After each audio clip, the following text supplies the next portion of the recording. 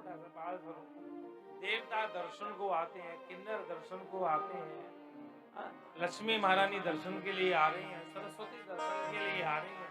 आज मैया मैना ने बड़ा सुंदर श्रृंगार किया। देखो एक बात बताएं, अगर किसी की घर में बेटी नहीं है तो श्री ठाकुर जी को, श्री जी को अपनी पुत्री मान ले। हम लोग अपने संबंध भूल जाते हैं, पर श्री जी संबंध नहीं भूलते। हम प्राय सब जगह सुनाते हैं, बड़ी प्यारी कथा है, आज भी है वो सेठ जी बरसाने में, आज भी है। उनके 4 बेटा और 4 बहू हैं। उनके घर से जो थी उनका गोलोक गमन हो गया। घर बड़ा संपन्न, बड़ा आनंद में, बड़ा उसमें बड़ा सुंदर, और आज्ञाकारी पुत्र वधू हैं, बड़ी प्रेमी। सायंकाल जब अपने घर आते, सब उनको प्रणाम करके, जब प्रणाम करके बैठ जाते और जब शयन करने लगते, एक दिन शेर जी के मन में आया, मेरे घर में 4 बेटे हैं, 4 बेटियां जैसी बहू हैं, भरा पूरा परिवार है। अगर मेरे घर में एक बेटी और होती तो मेरा परिवार पूरा भर जाता। उसी रात राधा रानी प्रकट हो गई और स्वप्न में प्रकट होके कहती हैं, बाबा आप हमें अपनी पुत्री मान लो ना, क्यों नहीं मानते?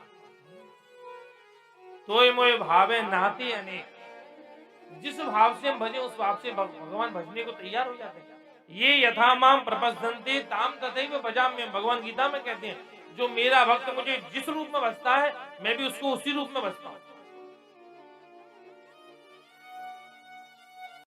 जो तू आवे एक पग मैं धाऊं पग 60, भगवान की प्रतिज्ञा है, जो तू मेरी तरफ एक पैर बढ़ाएगा मैं 60 पैर आऊंगा। पर जो तू काठ की लाकड़ी तो मैं लोहे की लाट, तू लकड़ी जैसा कठोर बनेगा तो मैं लोहे से कम नहीं। जो तू आवे एक पग में धाऊं पग 60। सेठ जी जागे, श्री जी की बात कानों के द्वारा हृदय में गई, उसी दिन से राधा रानी को बेटी मान लिया। हम लोग भूल जाते हैं पर ठाकुर जी अपना नहीं भूलते। अपने शयन कक्ष में एक बढ़िया तस्वीर लगाई श्री जी की। सायंकाल आते, सबसे मिलते, भोजन इत्यादि करते, और जब शयन कक्ष में आते प्रिया जी को, श्री जी को प्रणाम करते और सो जाते।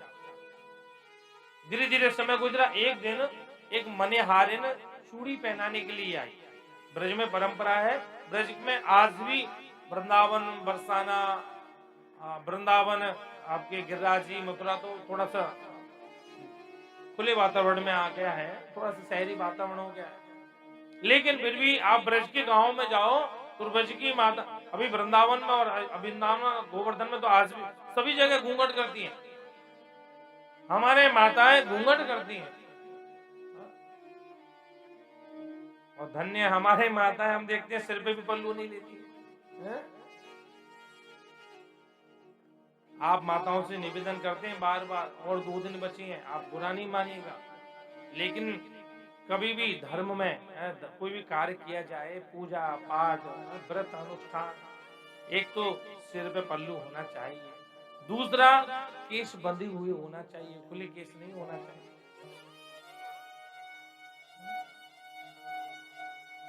केश बांधकर सिर पे पल्लू लेके, ये हमारी भारतीय सभ्यता है। हमारे वृंदावन में तटीय स्थान में साफ लिखा है, 12 वर्ष के ऊपर की कन्या सिर ढक के आएगी तो अंदर प्रवेश होगा, नहीं तो प्रवेश नहीं होगा उसका। रामचरितमानस में साफ लिखा है, हम लोग मानती तो नहीं है, रामचरितमानस में लिखा है जो सौभाग्यवती स्त्रियां होती थी वो 2 चोटियां करती थी। सौभाग्यवती स्त्रियों के 2 चोटियां रहती थी, और जिसको कोई परेशानी है, जिसको कोई तकलीफ है, वो 1 चोटी रखती थी। आप सुंदरकांड पढ़ी, क्या लिखा है, क्या वो कौन सी चौपाई है? कृष्ण जटा सिर एक बहनी, ऐसा कुछ सीता जी के लिए लिखा है, कृष्ण शीश जटा एक बहनी। सीता जी ये परेशान थी तो उन्होंने 1 चोटी बनाई। ये हमारे सनातन धर्म की ये नियम है, लेकिन कम से कम बाल खुले ना हो, बाल ढक करके बांध करके, चाहे जैसे भी आपकी सोचा, आप प्रतिबंध नहीं है, सिर ढक करके ही बैठना चाहिए। वहां वृंदावन में कई मंदिरों में नियम लगा दिए हैं, और अब तो बहुत अच्छा है। बरसाने में हुआ हमारा वृंदावन में दामोदर मंदिर है, और भी एक दो मंदिरों में नियम लगा दिया कि पैंट शर्ट पहन के तो हमारे सनातन धर्म की माता नहीं आएंगी, बिल्कुल भी हमारी सभ्यता में ही अंदर प्रवेश करेंगी। और हम तो यहाँ व्यास गद्दी से इस सबसे निवेदन करते हैं कि हमारे जितने भी हिंदू मंदिर हैं, चाहे वो किसी भी देवी देवता का हो, 12 वर्ष के ऊपर की कन्या हमारी संस्कृति के ही कपड़े पहन के, यहाँ पाश्चात्य संस्कृति के कपड़े पहनकर ना जाए, अभी हमारा सनातन धर्म बचेगा। हम विदेशों में जाके देखते हैं, विदेशों की माताएं सभ्य में रहती हैं। हम आप लोगों के लिए नहीं कह रहे, आप बहुत अच्छे हो, आप बहुत अच्छे हो, कोई नहीं, लेकिन ये परंपरा है। शेर जी ने बेटी तो माना, हमारे ब्रज में घूंघट पहन के बाजार में कम, आज भी जो वृद्ध माता है बाजार में कम जाती है, वो नहीं जाती। घर पे ही चूड़ी बेचने वाली, घर पे ही कोई अपना माताओं का जो श्रृंगार की वस्तु बेचने वाली आती है, कोई अनाज देकर ले लेता है, कोई कुछ पैसे देकर के। एक मनिहारे शेर जी के दुकान पे गई, बोले लाला जी बहुत दिन हो गए हमने बहुओं को चूड़ी नहीं पहनाई, आपका आदेश दूध पहना दे। हाँ जाओ ना पहना दो। मनिहारे चूड़ी पहनाने गई, 1 2 3 4 5 सबको चूड़ी पहनाई, लौट करके शेर जी के पास आई। शेर जी 50 रुपए। 50 रुपए? अच्छा तूने पैसे बढ़ा दिए? नहीं नहीं शेर जी बिल्कुल नहीं, एक हाथ के 5 रुपए, दोनों हाथों के 10 रुपए, एक 10 रुपए में एक को पहनाते। फिर 50 रुपए क्यों मांग रही है? मेरे घर तो 4 बहू है। शेर जी मैं 5 को पहना के आई, 4 नहीं पहना। मेरे घर तो 5वां कोई आया ही नहीं है, बहू तो 4 ही है मेरे घर, तो 5वां कोई हुआ ही नहीं। नहीं नहीं मैंने पहना। अरे तुझे ज्यादा पैसा चाहिए, 50 ले 100 ले ले, मैं दे दूंगा। मनिहारिन भी अपनी बात बढ़ गई, मैं अपना है मेहनत का ही लूंगी, मैं ऐसा नहीं लूंगी, मुझे मांगना होगा तो मांग लूंगी, झूठ बोल के क्यों लूंगी। शेर जी ने आपस में जब बात थोड़ी बड़ी, शेर जी ने कहा तू रुक, मैं घर पूछ के तुझे पैसे दूंगा। रात्रि के समय शेर जी घर में आए, हाथ पैर धो करके जब बैठे, बहुओं ने भोजन दिया, भोजन किया, चारों बहुओं ने प्रणाम किया, बेटाओं ने प्रणाम किया, घूंघट मार के खड़ी थी। शेर जी मुस्कुरा के कहने लगे बेटा सबने चूड़ी पहन ली? सबने सिर हिलाया। हाँ पिताजी, हमारे ससुर से बात नहीं करती ब्रज की माता। हाँ पिताजी हम सब ने चूड़ी पहन ली। अच्छा कोई किसी की रिश्तेदार आई? बोले नहीं। कोई पड़ोसन आई? बोले नहीं। चारों ने चूड़ी पहनी? बोले जी। अब शेर जी के मन में लगा कि वो मनिहारिन झूठ बोल के 10 रुपए ले रही है। अरे मैंने उससे कहा था उससे पैसे चाहिए तो ले ले, काहे को झूठ बोल रही है।